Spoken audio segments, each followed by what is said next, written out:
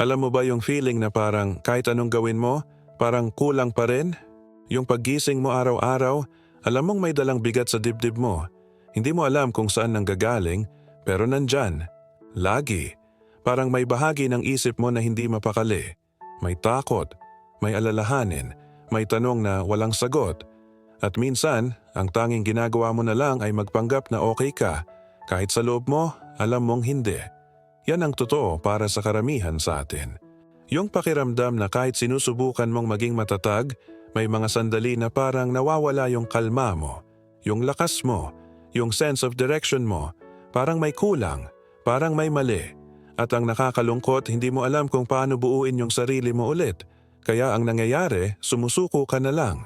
Tinatanggap mo na yung mga bagay na hindi mo naman dapat tinatanggap. Yung buhay na sakto lang, yung relasyon na sakto lang, yung pag-asa na sakto lang.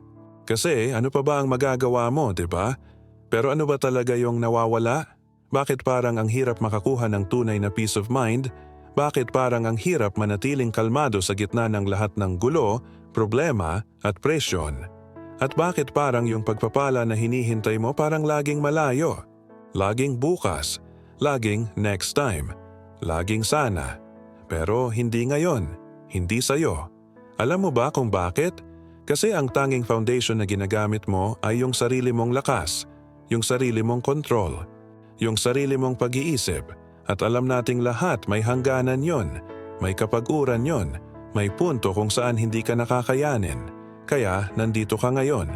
Kasi may bahagi sa loob mo na alam na may iba pang paraan, may iba pang source ng kalma, may iba pang klase ng lakas, may iba pang uri ng pagpapala.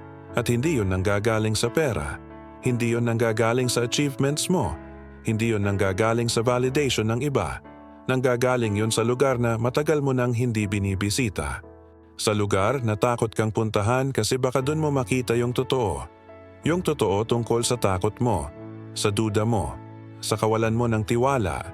Hindi lang sa mundo, kundi sa kung sino ka, kung nasaan ka at kung saan ka patungo. Maraming tao ang nabubuhay na parang robot, gising, trabaho, problema, tulog, ulit. Walang pause, walang reflection, walang tanong. Kasi ang tanong ay nakakatakot, ang katahimikan ay nakakatakot, ang pagtigil ay nakakatakot. Kasi kapag tumigil ka, maririnig mo yung boses sa loob mo na nagsasabing, tama ba yung ginagawa ko? Tama ba yung pinupuntahan ko? Tama ba yung pinaniniwalaan ko? At kapag narinig mo yon, kailangan mong harapin, kailangan mong sagutin. At ang sagot na yon, minsan masakit. Kasi aaminin mo na mali ka, na naliligaw ka, na nag-iisa ka, at walang nakakaalam na kailangan mo ng tulong. Pero dito nagsisimula ang lahat, sa recognition, sa admission, sa pagkilala na hindi mo kaya mag-isa, na kailangan mo ng something deeper, stronger, more stable, more eternal.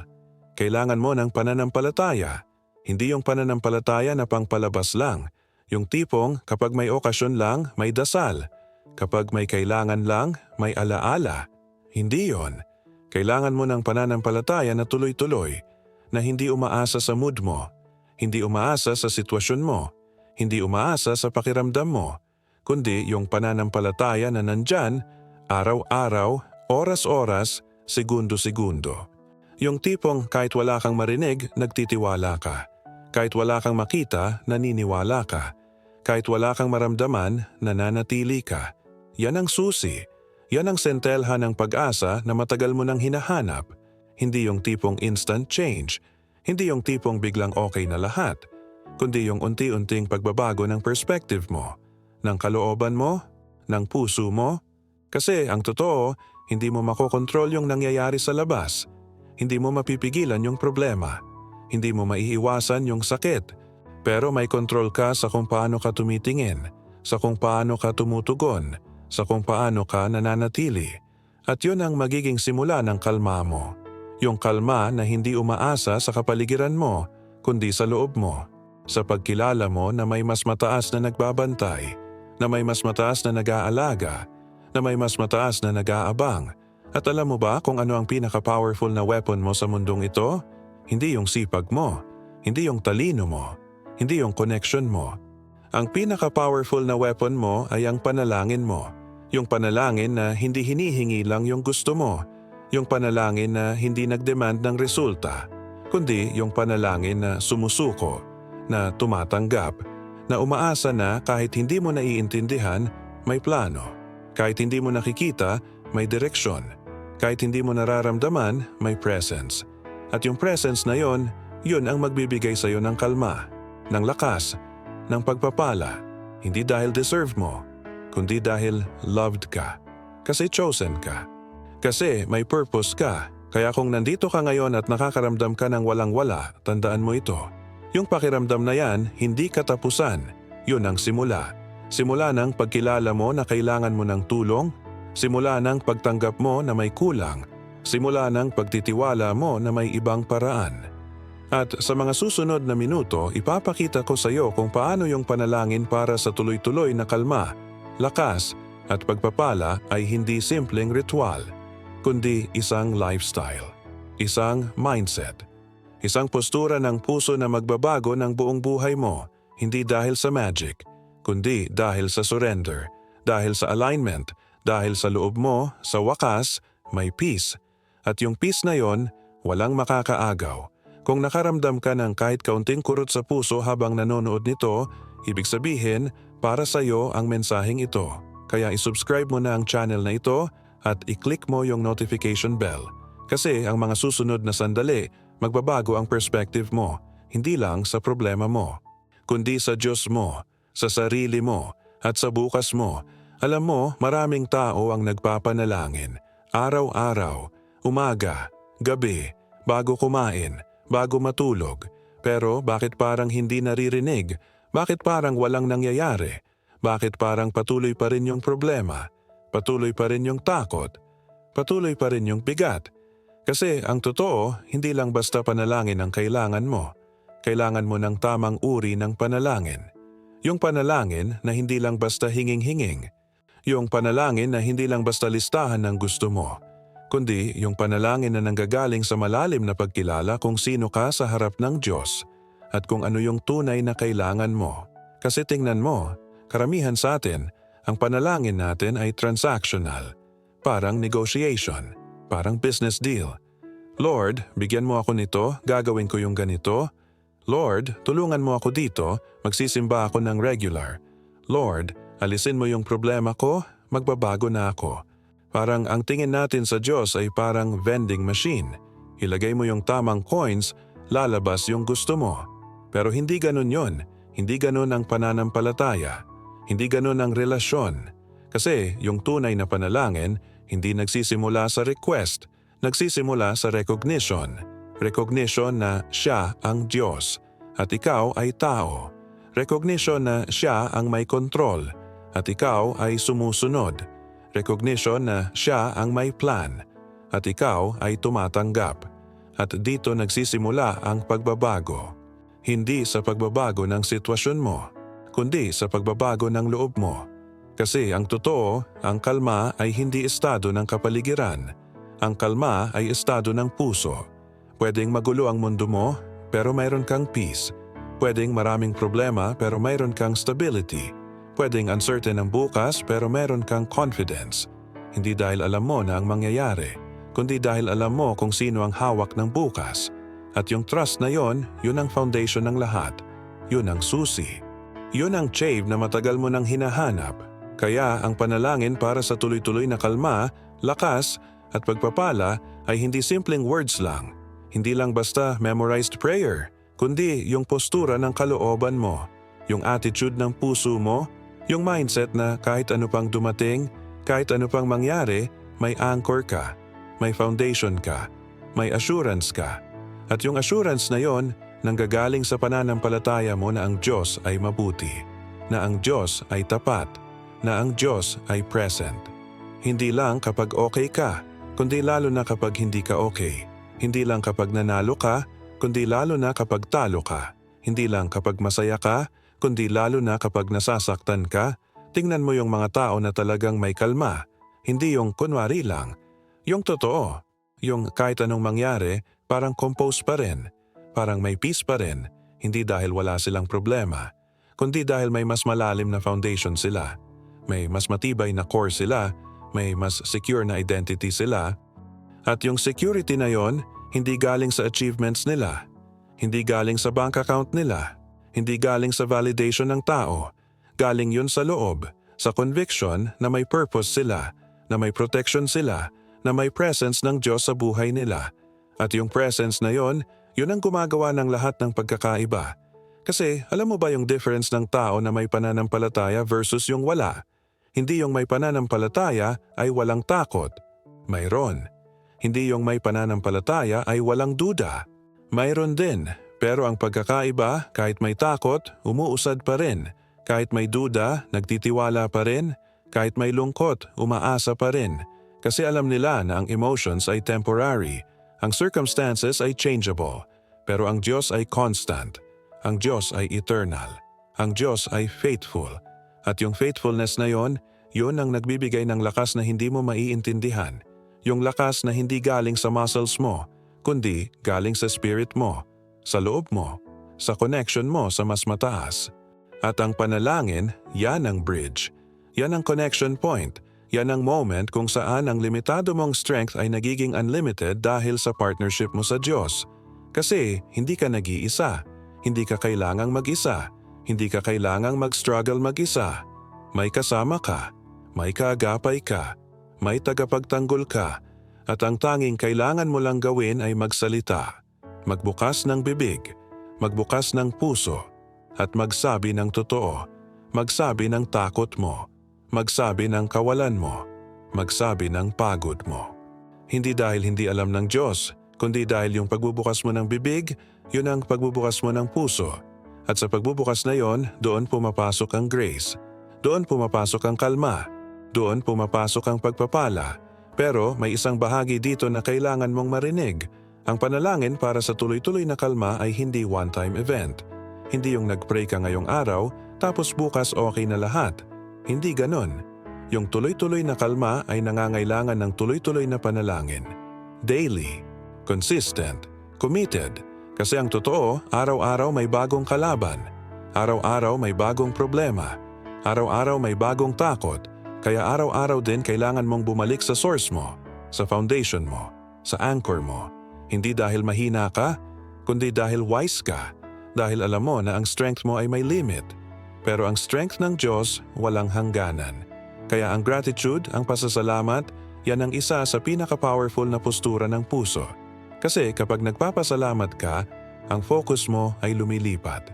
Hindi na sa wala ka, kundi sa meron ka. Hindi na sa problema, kundi sa provision. Hindi na sa takot, kundi sa faithfulness. At sa paglipat na yon ng focus, doon nagbabago ang perspective mo. Doon nagbabago ang energy mo. Doon nagbabago ang decision mo. Kasi ang tao na puno ng pasasalamat, yan ang tao na puno ng pag-asa. Yan ang tao na handang tumanggap ng mas maraming biyaya. Kasi alam niya kung paano mag-appreciate.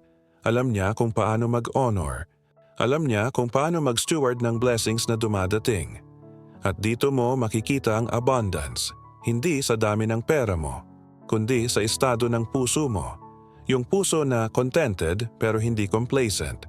Yung puso na grateful pero hindi stagnant. Yung puso na peaceful pero hindi passive. Kasi ang tunay na abundance ay hindi material. Emotional yan, spiritual yan, mental yan. Yung pakiramdam na kahit ano pa ang kulang sa labas, sa loob mo, kumpleto ka, sapat ka, blessed ka. At yung sense of completeness na yon, yun ang nagbubukas ng pintuan para sa mas maraming pagpapala. Kasi ang Diyos ay nagbibigay sa mga taong alam kung paano tumanggap. Sa mga taong may open hands, hindi clenched fists. Sa mga taong may grateful hearts, hindi entitled minds. Kaya kung gusto mong maranasan ang tuloy-tuloy na kalma, lakas at pagpapala, simulan mo sa loob mo, sa alignment mo, sa postura ng puso mo. Kasi ang external blessings ay susunod, pero hindi yon ang foundation. Ang foundation ay yung relationship mo sa Diyos, yung trust mo, yung faith mo, yung surrender mo. At yung surrender na yon, hindi sign ng weakness, sign yon ng wisdom. Kasi alam mong may mas nakakalam, may mas nakakakita, may mas makapangyarihan, at sa Kanya mo inilalagay ang buhay mo. Pero alam mo ba yung pinakamahirap na parte?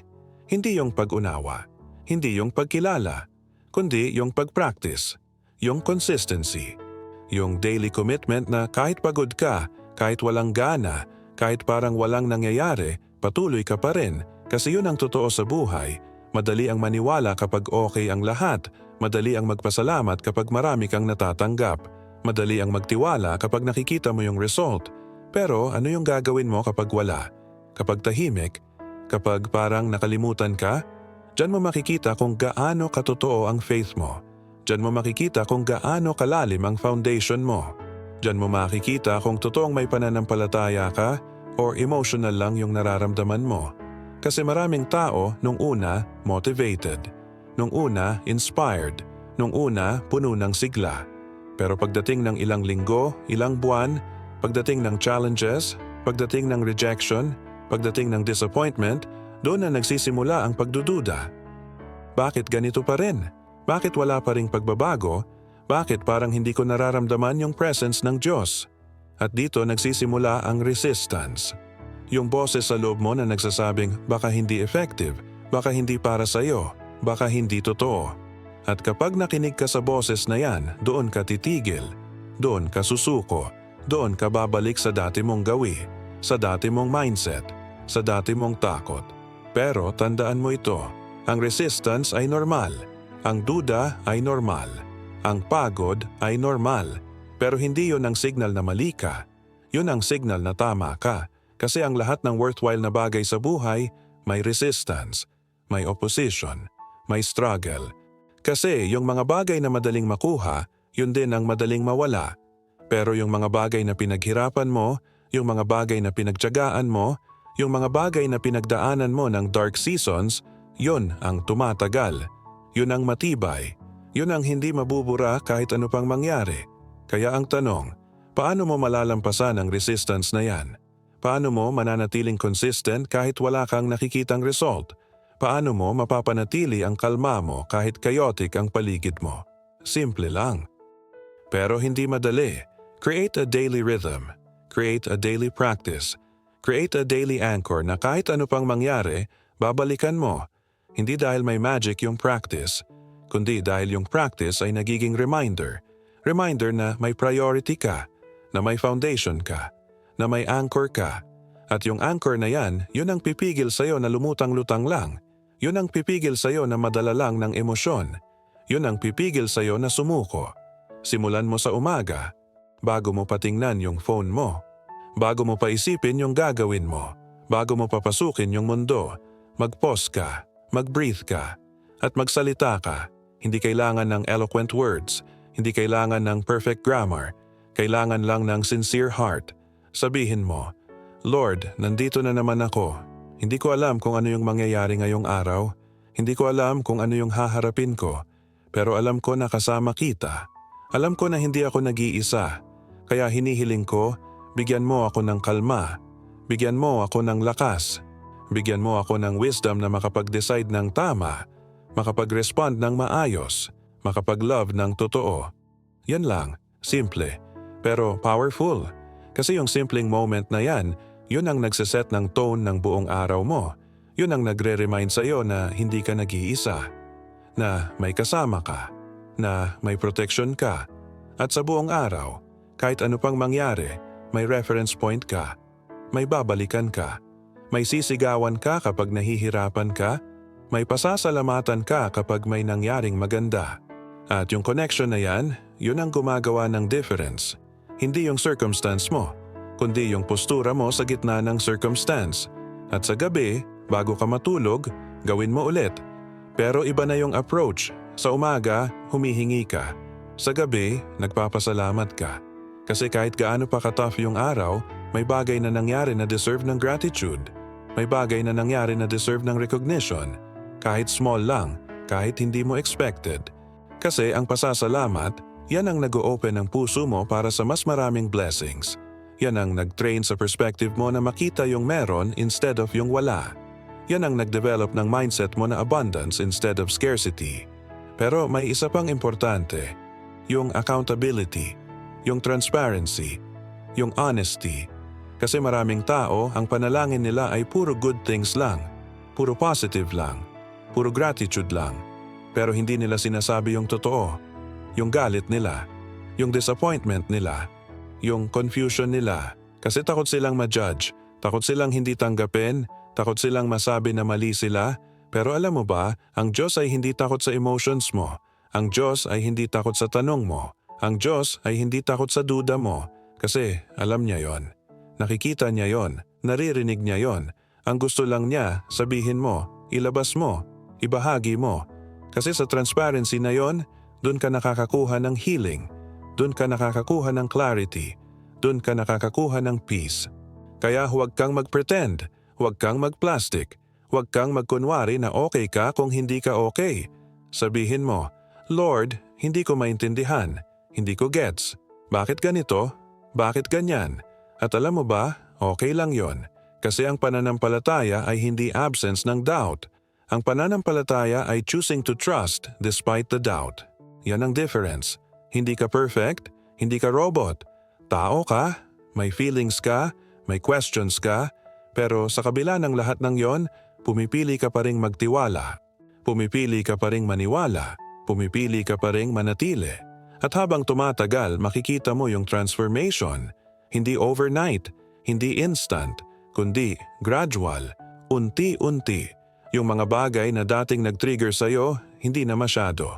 Yung mga tao na dating nag-stress sa'yo, hindi na ganun ka-heavy. Yung mga sitwasyon na dating nag-panic sa'yo, kaya mo na ngayong harapin ng maayos. Hindi dahil nagbago yung mundo mo, kundi dahil nagbago yung loob mo, yung core mo, yung foundation mo. At yung pagbabago na yon, yan ang tunay na pagpapala. Yan ang tunay na abundance. Yan ang tunay na kalma. Kaya kung nandito ka ngayong nakakaramdam ng resistance, ng pagod, ng urge na sumuko, marinig mo ito.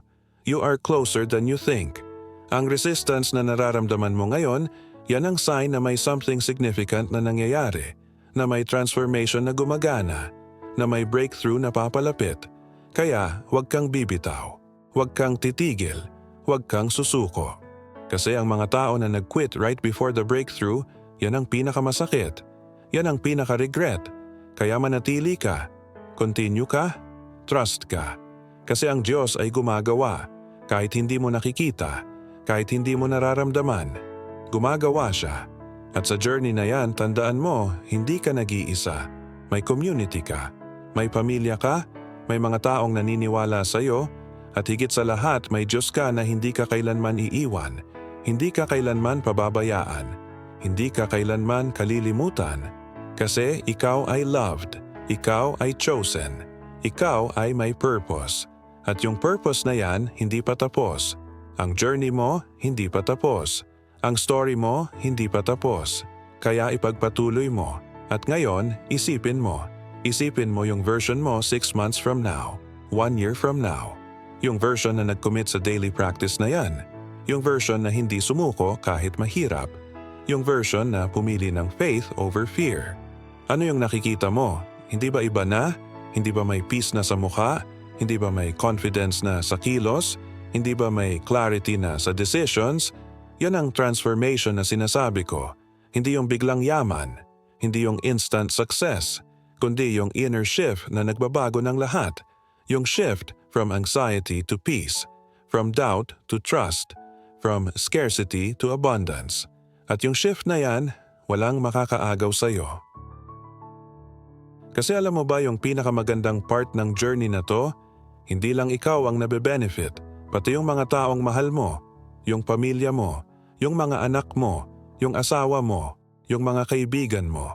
Kasi kapag may kalma ka, nararamdaman nila yon. Kapag may lakas ka, nahihikayat nila yon. Kapag may peace ka, nai-experience nila yon. At yung influence na yan, hindi mo alam kung gaano kalaki yung impact. Yung mga sandali na instead na sumigaw ka, kumalma ka, yung mga pagkakataon na instead na mag-react ka, nag-respond ka, yung mga desisyon na instead na galing sa takot, galing sa wisdom, yan ang legacy, yan ang inheritance na iiwan mo.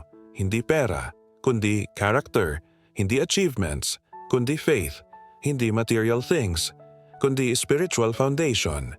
Kasi tingnan mo yung mga pamilyang may peace, yung mga pamilyang kahit hindi mayaman, masaya, yung mga pamilyang kahit maraming pinagdadaanan, united.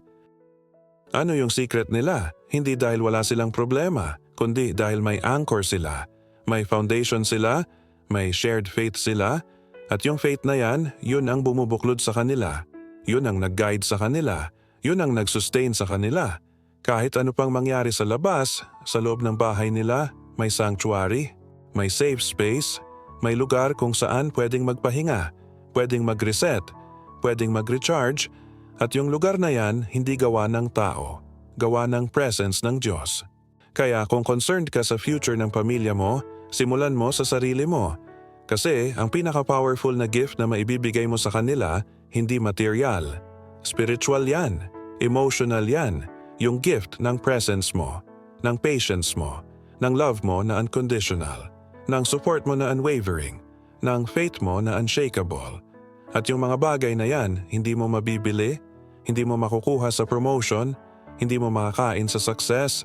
Yan ay fruit ng relationship mo sa Diyos. Yan ay overflow ng kalma mo. Yan ay manifestation ng lakas mo. Yan ay evidence ng pagpapala mo. At alam mo ba kung ano pa yung magiging different? Yung decisions mo, yung priorities mo, yung investments mo. Hindi na lahat tungkol sa instant gratification. Hindi na lahat tungkol sa short-term pleasure, kundi long-term impact, long-term legacy, long-term transformation.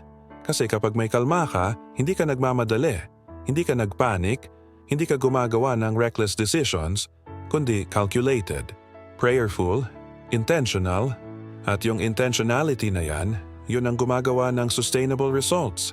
Yun ang gumagawa ng lasting change. Yun ang gumagawa ng generational blessing. Imagine mo yung mga anak mo na lumalaki sa environment na yan, na yung nakikita nila araw-araw hindi stress, hindi panic, hindi anxiety, kundi calm, kundi peace, kundi trust. Ano yung matututunan nila? Na kahit mahirap ang buhay, may paraan. Na kahit uncertain ang bukas, may pag-asa. Na kahit maraming challenges, may Diyos. At yung foundation na yan, yun ang dadalhin nila sa buong buhay nila. Yun ang magiging compass nila sa sarili nilang journey. Yun ang magiging anchor nila sa sarili nilang storms. At lahat ng yan, nagsimula sa iyo. Sa decision mo na magbago. Sa commitment mo na manatili. Sa faith mo na magtiwala. Kaya ngayon, habang naririnig mo ito, may tanong ako sa iyo. Handa ka na bang mag-commit? Handa ka na bang magsimula ng daily practice na yan? Handa ka na bang piliin ang faith over fear? Kasi ang totoo, walang perfect timing, walang perfect situation, walang perfect condition. Ang meron lang ay today. Ang meron lang ay now. Ang meron lang ay yung desisyon mo sa moment na ito. Kung pipiliin mo ba yung dati mong paraan o susubukan mo yung bagong path? Kung babalik ka ba sa takot mo o susugod ka na sa faith mo? Kung mananatili ka ba sa lungkot mo o tatalikod ka na papunta sa pag-asa mo? At habang tumatagal ng journey mo, makikita mo na yung kalma na hinahanap mo, nandyan na pala. Yung lakas na kailangan mo, available na pala. Yung pagpapala na hinihintay mo, dumadaloy na pala. Hindi dahil deserving ka, kundi dahil loved ka, hindi dahil perfect ka, kundi dahil chosen ka, hindi dahil malaki ka, kundi dahil faithful ang Diyos mo. At yung faithfulness na yan, yan ang guarantee mo. Yan ang assurance mo. Yan ang security mo na kahit ano pang mangyari, kahit saan ka pa mapunta, kahit ano pa ang dumating, may Diyos ka na kasama mo, na nag-aalaga sa'yo, na nagbabantay sa'yo, na nag-guide sa'yo.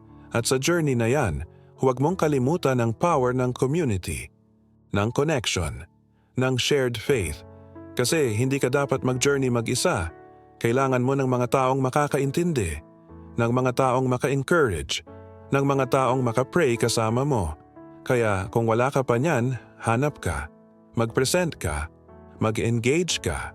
Kasi ang faith journey, mas malakas kapag may kasama, mas inspiring kapag may witness, mas sustainable kapag may accountability.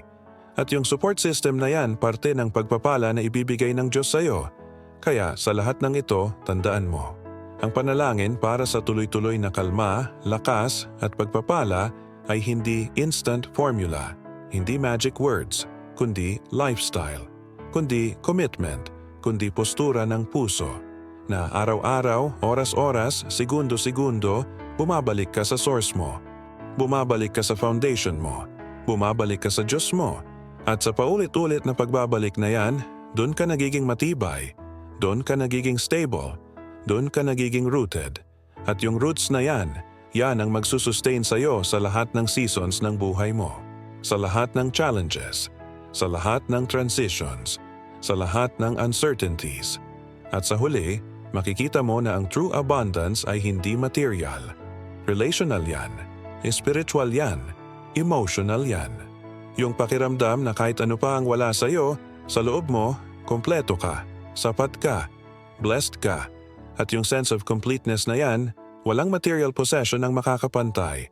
Walang achievement ang makaka-replace. Walang validation ang makaka-duplicate. Kasi yun ay galing sa loob, sa connection mo sa Diyos, sa assurance mo na loved ka, na valued ka, na may purpose ka. At yung purpose na yan, patuloy na unfolding, patuloy na gumagana, patuloy na nagde-develop.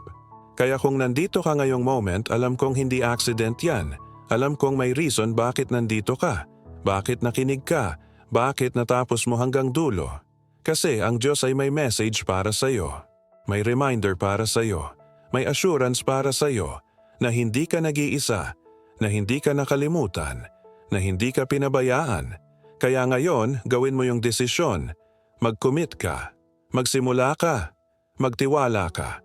Kasi ang bukas mo, mas maganda pa sa iniisip mo. Ang destiny mo, mas malaki pa sa nakikita mo. Ang purpose mo, mas malalim pa sa naiintindihan mo. At lahat ng yan, naghihintay lang na tanggapin mo, na tawagin mo, na activate mo. Kaya kung nag-resonate sa'yo yung mensaheng ito, i-like mo yung video. I-share mo sa mga taong alam mong kailangan nito. At i-subscribe mo yung channel para sa mas maraming content na makakatulong sa spiritual journey mo. At higit sa lahat, simulan mo na ngayon. Huwag nang mag-antay. Huwag nang mag-delay. Kasi ang perfect time ay now. Ang perfect moment ay this. Ang perfect decision ay yes. Yes sa faith. Yes sa hope. Yes sa transformation. Yes sa kalma. Yes sa lakas. Yes sa pagpapala. Manalangin tayo. Lord, para sa lahat ng nakikinig ngayong moment, hinihiling ko, hawakan mo ang puso nila. Bigyan mo sila ng courage na magsimula. Bigyan mo sila ng strength na magpatuloy. Bigyan mo sila ng faith na magtiwala. At sa journey nila, samahan mo sila. Gabayan mo sila. Protektahan mo sila. Para sa pamilya nila, para sa future nila, para sa purpose nila. In name. Amen.